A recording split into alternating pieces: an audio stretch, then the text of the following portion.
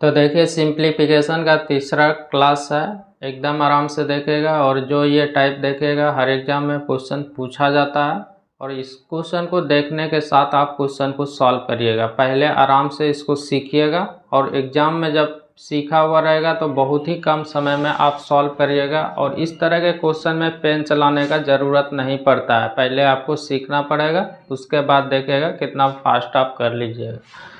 तो देखिए इस टाइप के क्वेश्चन को कैसे सॉल्व करते हैं ये चीज़ आपको समझना है।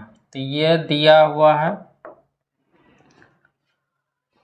√12 plus √12 plus √12 plus dot dot, मतलब कि ये अनंत तक लिखा हुआ है। इस तरह का आपको क्वेश्चन रहेगा अनंत तक। तब क्या करना है, ये जो 12 दिया हुआ है इसी को 2 गुणनखंड में तोड़िएगा। ये जो 12 दिया हुआ है इसी को क्या बोले, 2 गुणनखंड के रूप में तोड़िएगा। ऐसा गुणनखंड के रूप में तोड़ना है जिसके बीच अंतर कितने का हो, 1 होगा।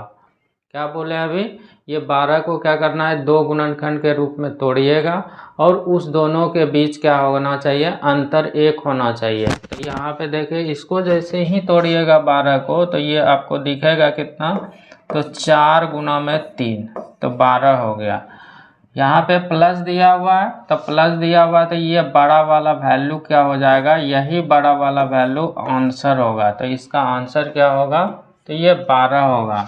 अगर इसमें से प्लस दिया हुआ है तो बड़ा वैल्यू आंसर होगा, अगर माइनस दिया हुआ रहता तो छोटा वैल्यू आंसर होता, जो कि आगे देखिएगा। तो ये तो पता चल गया कि आपको यहाँ पे क्वेश्चन में दिया हुआ था तो जो संख्या दिया हुआ था उसी को गुणनखंड के रूप में 2 को गुणनखंड के रूप में तोड़िएगा और उस दोनों गुणनखंड के रूप में जब तोड़िएगा तो अंतर कितने का होना चाहिए, 1 होना चाहिए। प्लस है तो बड़ा वैल्यू और माइनस है तो छोटा वैल्यू आंसर होगा। तो माइनस वाला भी देखिएगा।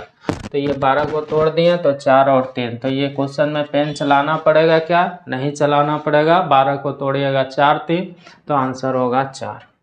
तो अगला देख लीजिए, ये क्वेश्चन है आपके सामने में। तो ये √30 plus √30 plus √30 plus dot dot, मतलब कि अनंत तक दिया हुआ, तब वैल्यू पूछा गया। तो क्या बताएं अभी इसको बनाने के लिए, इस 30 को ही 2 गुणनखंड के रूप में तोड़िएगा और 30 में से दोनों गुणनखंड के बीच अंतर कितने का होना चाहिए, 1 का होना चाहिए। तो इसको देखिएगा तो आपको दिखेगा 6 गुना 5, तो बड़ा वाला वैल्यू क्या हो जाएगा, आंसर होगा। तो इसका आंसर कौन सा होगा, सी होगा। तो यहाँ पे आपको पता चल गया पैटर्न क्या है और कैसे सॉल्व करते हैं। तो आराम से आप बना दीजिएगा। अगला देखें, ये क्वेश्चन है, ये भी √6 प्लस √6 प्लस √6 अनंत तक लिखा हुआ, तब वैल्यू पूछा गया है क्या है। तो सबसे पहला काम क्या करना है, 6 को गुणनखंड के रूप में तोड़िएगा। तो 6 को जैसे ही देखिएगा तो ये आपको दिखेगा 3 गुना 2 के रूप में। तो बड़ा वाला वैल्यू क्या हो जाएगा, आंसर हो जाएगा। तो इसका आंसर क्या होगा, तो बी नंबर होगा। अगर छोटा वैल्यू दीजिएगा तो वो माइनस वाला होगा, तब छोटा आंसर होगा। वो भी आपको सीखना है। एक बार प्लस वाला सीख लीजिएगा तो माइनस वाला अपने आप सेट हो जाएगा। तो अगला देखिए, तो कुछ भी समय नहीं लगेगा, ये आ गया। जिसका इंतज़ार था माइनस वाले का, मन में ख्याल आ रहा होगा कि माइनस रहेगा तब क्या होगा, तो वो भी आप देखेगा। हर तरह का क्वेश्चन देखेगा जिस जिस रूप में पूछा जाता है। तो देखिए √12 माइनस √12 माइनस √12 इस तरह से अनंत तक लिखा हुआ है। तब बोला गया है कि वैल्यू क्या होगा इसका। तो देखिए इसका वैल्यू क्या होगा, तो सेम आप क्या करिएगा, 12 को 2 गुणनखंड के रूप में तोड़िएगा। इस 12 को 2 गुणनखंड के रूप में तोड़िएगा तो 12 को देखेगा तो 4 गुना में 3 होगा। अब देखिए यहाँ पे माइनस है तो माइनस की स्थिति में क्या होगा, छोटा वैल्यू होगा इसका आंसर। अगर यहाँ पे प्लस होता तो क्या वैल्यू होता है, इसका आंसर क्या होता है, बड़ा वैल्यू। माइनस है तो छोटा वैल्यू। ये चीज़ आप ध्यान में रखिएगा। तो अगला देखिए, ये पता चल गया। तो एग्जाम में रहिएगा तो वहीं पे 4 3 देखिएगा तो 3 आंसर होगा। तो इसका आंसर 3 होगा। ये आपके सामने में आ गया, माइनस वाला है। तो क्या करना है, 6 के गुणनखंड को 2 टुकड़ा में 6 को तोड़िएगा। तो 6 को 2 टुकड़ा में तोड़िएगा तो ये बोलिएगा 3 गुना में 2 होगा। तो माइनस है तो कौन सा आंसर होगा, छोटा वाला वैल्यू होगा। तो ये आपका क्या निकल जाएगा, आंसर निकल जाएगा। तो इस तरह से आपको पैटर्न पता चल गया। अब दोनों का मिक्स प्लस और माइनस वाले को देख लीजिए, उसके बाद आप एग्ज़ाम में रहिएगा तो आराम से आप सॉल्व कर लीजिएगा।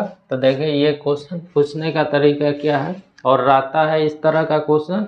तो देखिए इसको कैसे आप करिएगा। अब तो पैटर्न को समझ लिए, अब दोनों को मिक्स करके दिया हुआ प्लस और माइनस तो भी बना दीजिएगा।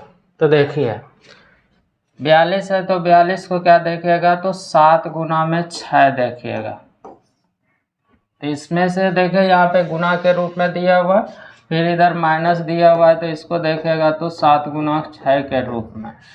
अब देखिए वो माइनस वाला में छोटा वैल्यू आंसर होता है और प्लस वाला में बड़ा वैल्यू आंसर होता है। तो प्लस वाला में बड़ा इसमें से 7 हो जाएगा और इसमें से क्या हो जाएगा, 6 हो जाएगा। तो 7 गुना में 6 कर दीजिएगा तो कितना हो जाएगा, तो 7×6 42 हो जाएगा। तो यही इसको जब सॉल्व करिएगा देखने से कितना बड़ा लग रहा है, लेकिन इसका आंसर कितना छोटा हो रहा है। जब समझ जाइएगा तो आराम से आप सॉल्व कर लीजिएगा। तो इसका आंसर कितना होगा, तो 42 हो जाएगा। इस तरह से आपको क्या कर लेना है, सॉल्व कर लेना है। जो राज मैथ्स एंड रीजनिंग सेंटर के चैनल को सब्सक्राइब नहीं किए हैं, कृपया इस चैनल को सब्सक्राइब कर लीजिएगा। थैंक्स।